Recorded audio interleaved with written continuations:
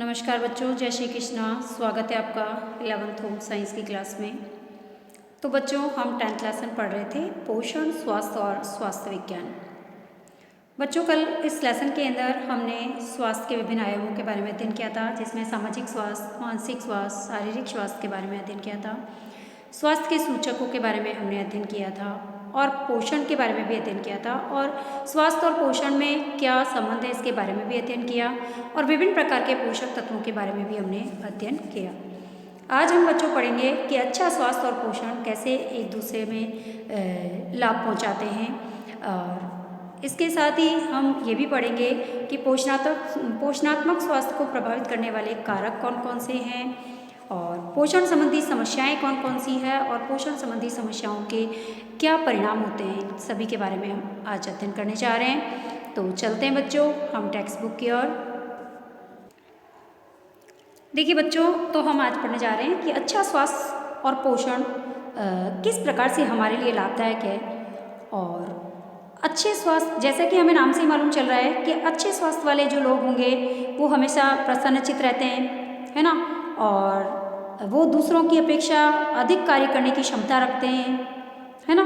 और स्वस्थ माता पिता जो होते हैं वो अपने बच्चों की अच्छी देखभाल कर पाते हैं। तो स्वस्थ बच्चे भी जो प्राय होते हैं वो भी हमेशा खुश रहते हैं, पढ़ाई में वो अच्छा परिणाम देते हैं, है ना।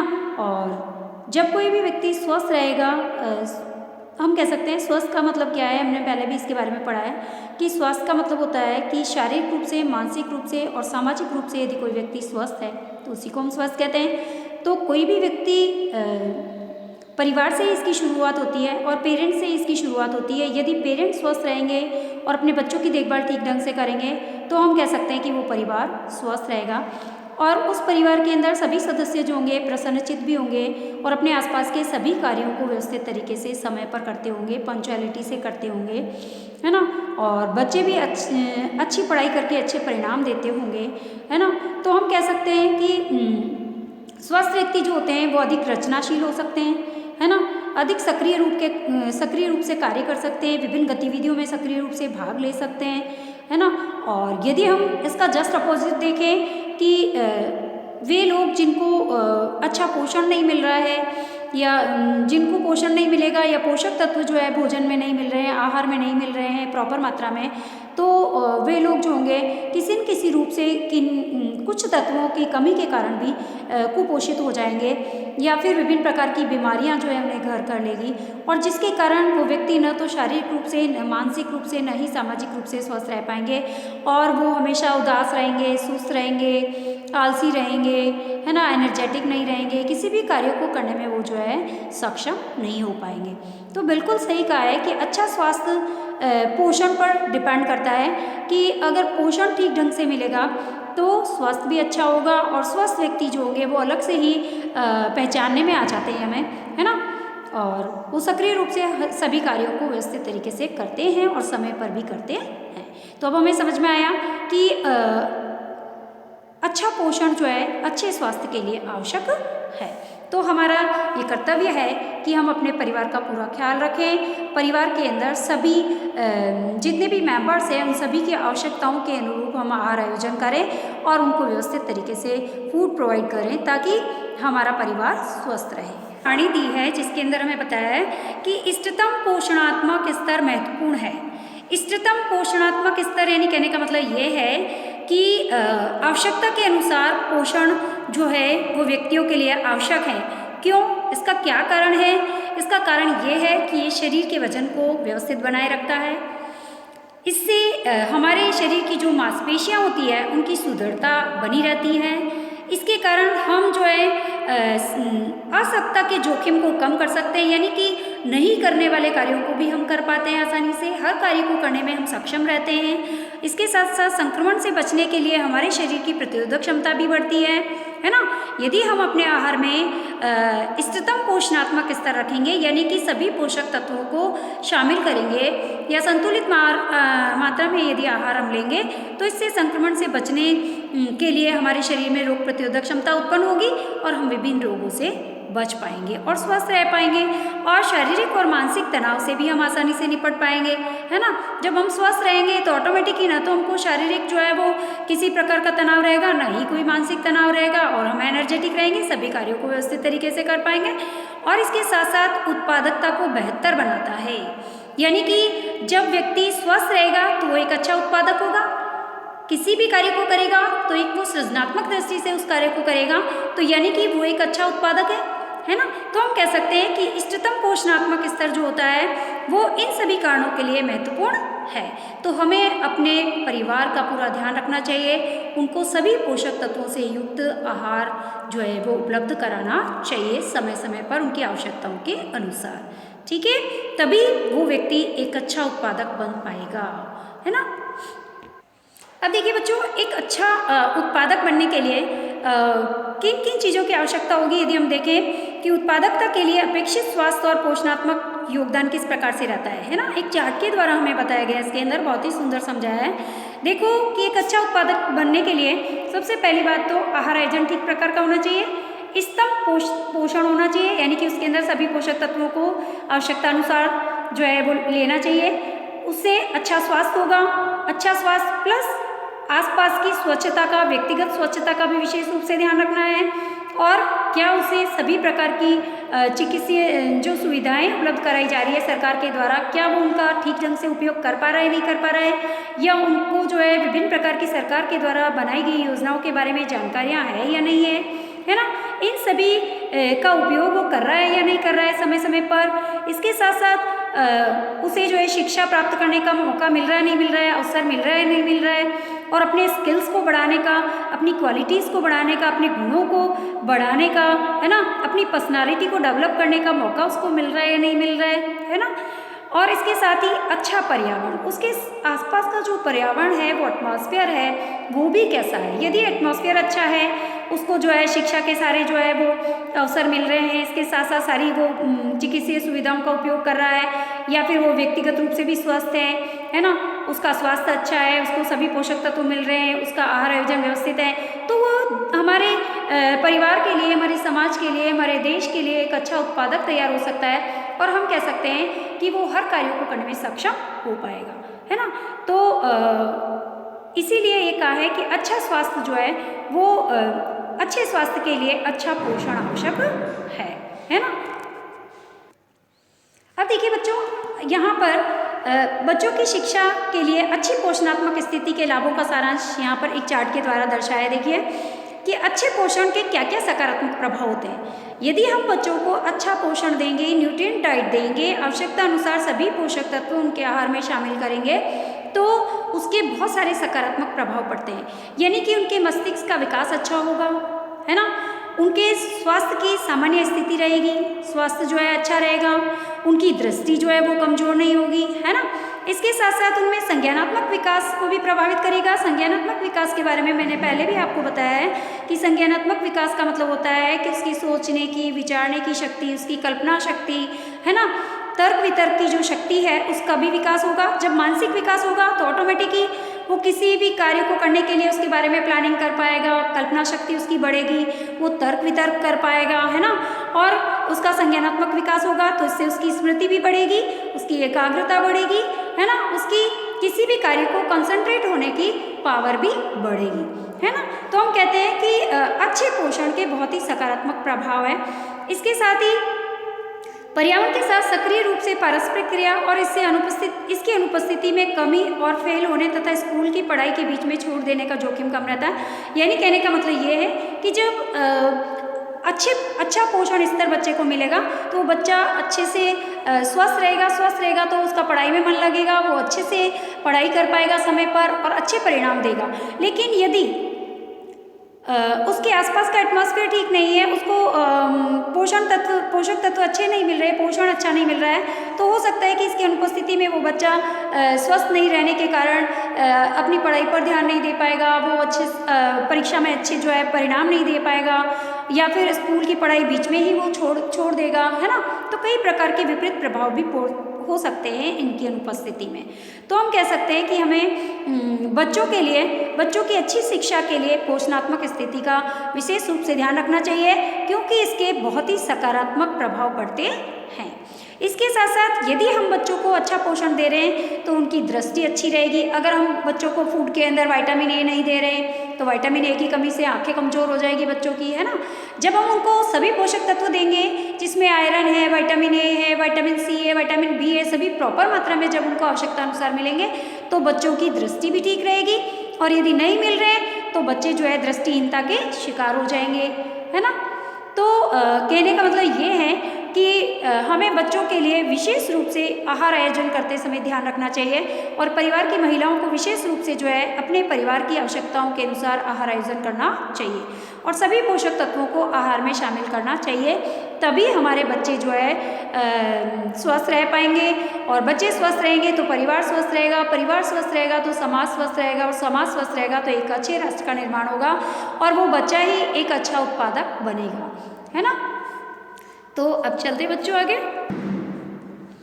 अब देखिए बच्चों, अब हम पढ़ने जा रहे हैं कुपोषण क्या है। देखो कुपोषण नाम से ही मालूम चल रहा है, कुपोषण, कु यानी कमी, जब पोषण की कमी होती है यानी कि आहार आयोजन में या भोजन के अंदर जब किसी भी पोषक तत्व की एक या एक से अधिक पोषक तत्वों की जब कमी होती है तो उससे कई प्रकार के जो है रोग हो जाते हैं बच्चों में, बड़ों में, किशोरों में, है ना, वृद्धों में। तो इसे हम क्या कहते हैं, कुपोषण कहते हैं, है ना।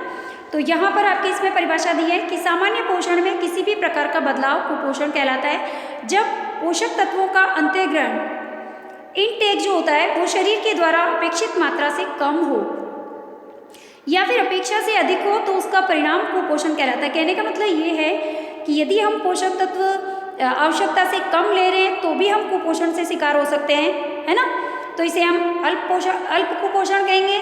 और यदि हम पोषक तत्व आवश्यकता से अधिक मात्रा में यूज़ कर रहे हैं, है ना, ले रहे हैं, तो उससे अति कुपोषण हो सकता है। तो कुपोषण भी दो प्रकार का होता है बेटा, है ना। एक होता है अति कुपोषण, एक होता है अल्प कुपोषण, ठीक है। तो अपर्याप्तता की मात्रा में पोषक तत्वों के अंतःग्रहण यानी सेवन करने से या इंटेक करने से अल्प पोषण होता है।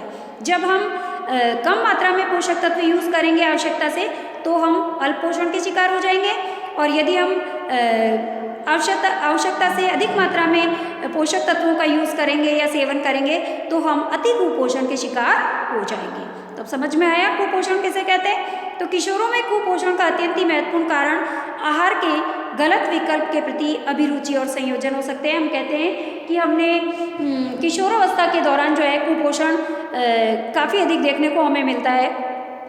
तो ये क्यों मिलता है, क्योंकि किशोरावस्था के दौरान बच्चे जो होते हैं वो न्यूट्रिएंट फूड लेना पसंद नहीं करते हैं और वो फास्ट फूड के पीछे ही दौड़ते हैं। मैगी है, पास्ता है, बर्गर है, पिज़्ज़ा है, केक है ना, पेस्ट्री है, यही ज़्यादा यूज़ करते हैं, फूड के रूप में लेते हैं, अपना सेवन करते हैं।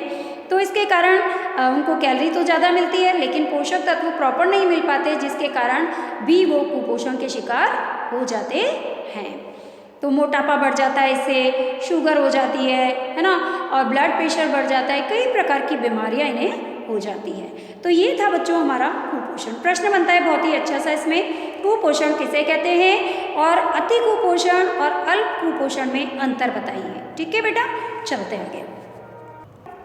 ये देखिए, सबसे पहला है आहार और पोषक तत्वों की सुरक्षा, दूसरा है संवेदनशील लोगों की देखभाल। तो सबसे पहला है हमारा आहार और पोषक तत्वों की सुरक्षा। अब आहार और पोषक तत्वों की सुरक्षा का अर्थ क्या है यहाँ पर यह अर्थ है कि एक स्वस्थ जीवन जीने के लिए प्रत्येक व्यक्ति को अपनी आवश्यकताओं के अनुसार पर्याप्त मात्रा में आहार मिलना चाहिए। पोषक तत्वों से युक्त जीवन भर अपने परिवार का पालन पोषण करने के लिए उन्हें आहार पर्याप्त मात्रा में मिलना चाहिए, है ना।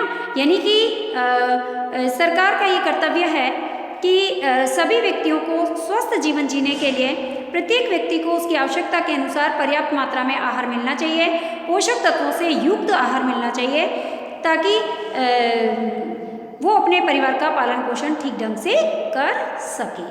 ठीक है, फिर ये देखिए संवेदनशील लोगों की देखभाल। संवेदनशील लोगों की देखभाल का यहाँ क्या अर्थ है कि प्रत्येक को स्नेहपूर्ण देखभाल और ध्यान की जरूरत होती है। प्रत्येक व्यक्ति को जो है स्नेहपूर्ण देखभाल की आवश्यकता है और उसका ध्यान रखने की आवश्यकता है। और देखभाल करने के व्यवहार से ही झलकता है कि शिशुओं के मामलों में इसका अर्थ यह है कि क्या शिशु को सही प्रकार का आहार सही मात्रा में मिलता है।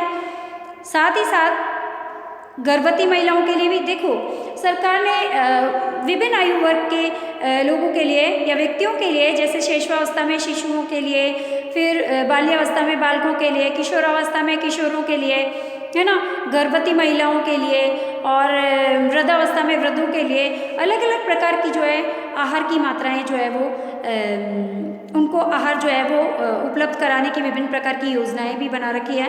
और विभिन्न प्रकार की जो है वो योजनाओं के द्वारा कई प्रकार के लाभ भी उन्हें दिए जा रहे हैं, लेकिन इसके लिए उन्हें इनकी जानकारियाँ होना ज़रूरी है ना, जिससे उनको सही मात्रा में और सही समय पर संतुलित आहार मिल सके, है ना, और जिससे उनका परिवार जो है स्वस्थ रह सके और उनके परिवार के सभी सदस्य जो है जब स्वस्थ रहेंगे तो बीमार नहीं होंगे तो वो रोगों से पीड़ित नहीं होंगे, है ना।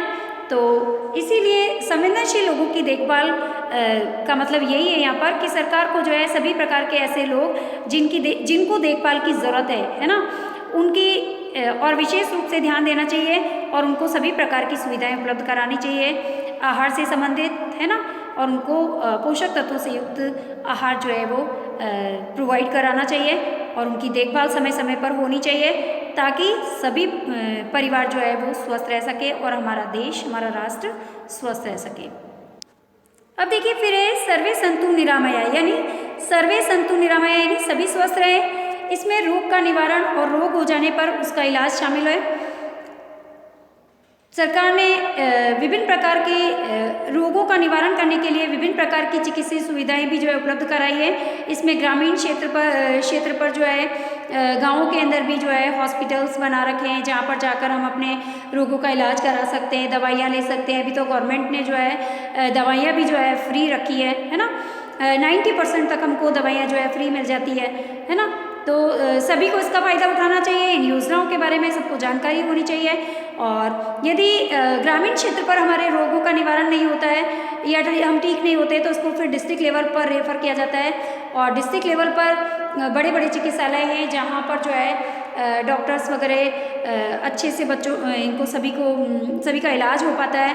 और यदि डिस्ट्रिक्ट लेवल पर भी रोगों का इलाज नहीं है तो आगे हमें जो है स्टेट लेवल पर भी जो है इनकी सुविधाएं उपलब्ध है, तो हमें इनका उपयोग करना चाहिए। और उपयोग हम तभी कर पाएंगे जब हमें इनके बारे में जानकारी होगी, है ना, और तभी हम सब स्वस्थ रह पाएंगे। तो सर्वे सन्तु निरामया का यही मतलब है कि विभिन्न प्रकार की सरकार के द्वारा बनाई गई चिकित्सीय योजनाओं के बारे में जानकारी रखें, उनका उपयोग करें और समय समय पर हमें जो भी सुविधाएं उपलब्ध कराई जा रही है सरकार के द्वारा वो हम यूज़ करें, उनका यूज़ करें, तभी जा कर के हमारा देश स्वस्थ रह पाएगा और सभी स्वस्थ रह पाएंगे, है ना। और स्वास्थ्य एक आधारभूत मानव का अधिकार है और कुछ रोग जो कि भारत में विशेष रूप से छोटे बच्चों की मृत्यु का कारण बने हुए हैं, विभिन्न प्रकार की योजनाओं की जानकारी नहीं होने के कारण या हॉस्पिटल नहीं जाने के कारण या फिर कई लोगों की आर्थिक स्थिति ठीक नहीं होने के कारण वे जो है ठीक तरीके से इलाज नहीं ले पाते, अपने बच्चों को डॉक्टर को नहीं दिखा पाते, दवाइयाँ नहीं ले पाते, जिसके कारण कई बच्चे जो है हमारे देश के अंदर हर साल जो है वो मृत्यु के शिकार हो जाते हैं विभिन्न बीमारियों के कारण। तो इस तरीके से यदि हम ध्यान रखेंगे तो हमारे देश में जो है बच्चों की मृत्यु दर जो है वो कम भी हो सकती है। और बच्चों में कई प्रकार के रोग जैसे अतिसार है यानी बुखार है, श्वास से संक्रमण है यानी कि टीबी है और अस्थमा है, कई प्रकार के रोग हो जाते हैं बच्चों में, खसरा है जिसको हम छोटी माता बोलते हैं, मलेरिया है, तपेदिक है ना, कई प्रकार के रोग जो है बच्चों में फैलते हैं। तो इनके बारे में हम जानकारियाँ लें, चिकित्सा सुविधाओं का उपयोग करें और स्वस्थ आहार का उपयोग करें, तभी जा कर के सर्वे सन्तु निरामया होगा, यानी कि हम सभी स्वस्थ रह पाएंगे। अब चलते हैं बच्चों सुरक्षित पर्यावरण। सुरक्षित पर्यावरण क्या है? देखो, ये भौतिक, जैविक और रासायनिक पदार्थों सहित पर्यावरण के उन सभी पहलुओं पर केंद्रित होता है जो कि स्वास्थ्य को प्रभावित कर सकते हैं। बिल्कुल सही है। हमारे स्वास्थ्य को प्रभावित करने वाले हमारे पर्यावरण के अंदर विभिन्न प्रकार के भौतिक साधन, जैविक साधन, रासायनिक पदार्थ, ये सभी मिलकर के और पर्यावरण को प्रभावित करते हैं और पर्यावरण ही हमारे स्वास्थ्य को प्रभावित करता है ना। तो इसमें हमें जो है विशेष रूप से भौतिक साधन क्या है कि जल है, वायु है, ये हमें स्वच्छ मिलने चाहिए, है ना। और जैविक कारक जैसे कि भोजन है, ये हमें स्वच्छता से बनाना चाहिए, साफ सुथरा भोजन बनाना चाहिए, है ना। शुद्ध जल का उपयोग करना चाहिए। अपने एटमॉस्फेयर को क्लीन करने के लिए जल प्रदूषण, वायु प्रदूषण, पर्यावरण प्रदूषण को हटाना चाहिए, है ना। तभी जाकर के एक सुरक्षित पर्यावरण जो है वो बन पाएगा।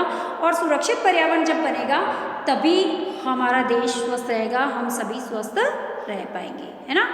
तो पर्यावरण को स्वस्थ रखना यानी कि पर्यावरण के अंदर जो भी भौतिक, जैविक, रासायनिक पदार्थ हैं उनकी स्वच्छता पर है ना। और यदि हम स्वच्छ जल, स्वच्छ वायु, स्वच्छ भोजन का उपयोग करेंगे, प्लस जल प्रदूषण, वायु प्रदूषण, ध्वनि प्रदूषण पर रोकथाम करेंगे तो हमारा पर्यावरण स्वच्छ रहेगा और हम भी स्वस्थ रहेंगे, है ना। तो सुरक्षित पर्यावरण भी इसका एक कारक है। अब देखिए बच्चों, पोषणात्मक स्वच्छता को इसने पोषणात्मक स्वच्छता जो है इन 4 कारकों को प्रभावित करती है। एक तो हम पोषणात्मक रूप से स्वस्थ रहेंगे यदि आहार और पोषक तत्वों की सुरक्षा होगी, यानी कि जो भी आहार लिया जा रहा है, जो भी पोषक तत्व लिए जा रहे हैं उनकी सुरक्षा, यानी कि वो स्वच्छ हो, व्यवस्थित तरीके से बनाए हो, उनको किसी कीट पतंगों के द्वारा खराब नहीं किया गया हो, है ना। उनकी सुरक्षा का विशेष रूप से ध्यान रखेंगे। भोज्य पदार्थों का, पोषक तत्वों की सुरक्षा का विशेष रूप से ध्यान रखना होगा। उन्हें स्वच्छता से बनाएंगे तो हम पोषणात्मक रूप से स्वस्थ रहेंगे। फिर है असुरक्षित की सुरक्षा, यानी कि जो चीज़ें असुरक्षित हैं हमारे यहाँ पर, उन सभी चीज़ों को, उनकी सुरक्षा यदि हम करेंगे तो भी हमें पोषणात्मक स्वास्थ्य मिलेगा, ठीक है। और सबके लिए अच्छा स्वास्थ्य यानी सर्वे सन्तु निरामया, यानी हम सभी तभी स्वस्थ रह पाएंगे जबकि हमारे आसपास का एटमॉस्फेयर सुरक्षित रहेगा, है ना। और सभी को विभिन्न प्रकार की स्वास्थ्य योजनाओं के बारे में जानकारियाँ होगी, तभी सबके लिए अच्छा स्वास्थ्य जो है वो उपलब्ध होगा, सभी स्वस्थ रहेंगे। और सुरक्षित पर्यावरण यानी कि यदि हमारे पर्यावरण के अंदर पाए जाने वाले जैविक, भौतिक, रासायनिक सभी जो पदार्थ है वो जब सुरक्षित रहेंगे तो हमारा पर्यावरण भी सुरक्षित रहेगा। और जैसे जल है, वायु है, भोजन है ना, विभिन्न प्रकार के प्रदूषण हैं, यदि हम इनको कम करेंगे और जल, वायु, भोजन की स्वच्छता पर ध्यान रखेंगे तो हमारा पर्यावरण सुरक्षित रहेगा। पर्यावरण सुरक्षित रहेगा तो हम पोषणात्मक दृष्टि से स्वस्थ रहेंगे। तो पोषणात्मक स्वस्थता के लिए कौन कौन से 4 कारक महत्वपूर्ण हैं, तो ये चारों कारक जो है वो महत्वपूर्ण स्थान रखते हैं। यदि ये चारों कारक व्यवस्थित चलेंगे तो हम पोषणात्मक दृष्टि से स्वस्थ होंगे। हाँ तो बच्चों, धन्यवाद बच्चों, आज हमारी क्लास यहीं कंप्लीट होगी और नेक्स्ट टॉपिक हम नेक्स्ट क्लास के अंदर कंटिन्यू करेंगे, ठीक है।